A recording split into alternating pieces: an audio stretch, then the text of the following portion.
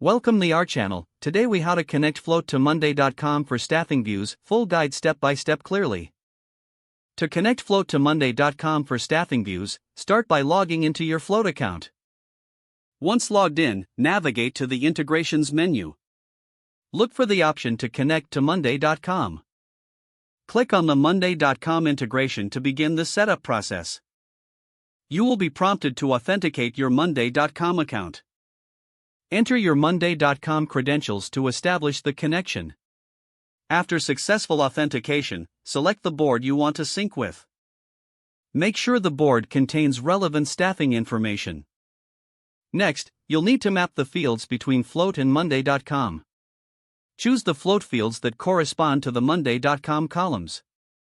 Confirm that the mapping is correct to avoid any data discrepancies. After mapping, set your sync preferences. Decide how often you want your data to refresh between the two platforms. Once everything is configured, save your settings. Test the integration to ensure data is flowing correctly. Check your Monday.com board for updated staffing views from Float. If everything appears as expected, your integration is successful. You can now efficiently manage staffing through both platforms. Feel free to customize your views in Monday.com based on your needs. Regularly revisit your sync settings as your projects evolve. If the page does not load, refresh the browser or try again in a private or incognito window.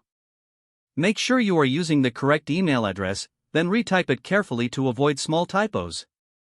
If your password is not accepted, use the reset option and create a new strong password you can remember.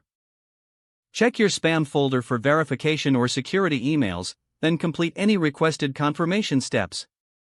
Enable two-factor authentication if available to improve account security and reduce unauthorized access risk. After signing in, review your profile details so your contact information and settings are accurate and current. If you see an error message, note it down and try again after restarting your device and internet connection.